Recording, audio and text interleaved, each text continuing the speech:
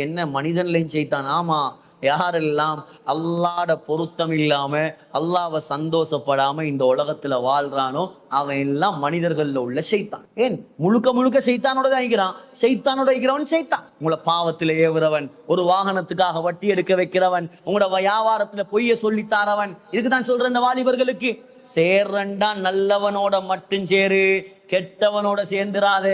ஒன்ன நரகவாதியாக ஆக்குறதுக்கு அது ஒன்று போதும். நாளை கியாமத் நாள்ல கத்துவாராம், யா லைத்தனி தகத்து மஅர் ரசூலி சபீலா. நான் ஸல்லல்லாஹு அலைஹி வஸல்லம் பின்பற்றி இருக்கப்படாதா? யா வைலதா லைத்தனி லன் அத்தகித் ஃபுலானன் கலீலா. எனக்கு வந்த நாசமே, இவனோட நான் உலகத்துல கூட்டாளியாகாம இருந்திருக்கலாமே. அங்க கத்தி வேலல்ல, ரெண்டு பேரையும் தூக்கியதான் நரகத்துல போடுவான். அங்க கத்தி வேலல்ல.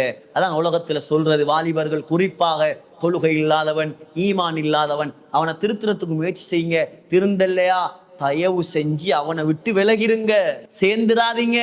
உங்களையும் சைத்தானா மாத்திருவோம். அதே போல எல்லா துவாவையும் நீங்க ஓதி உங்களுக்கு ஊத வேண்டி வரும். ஏன்?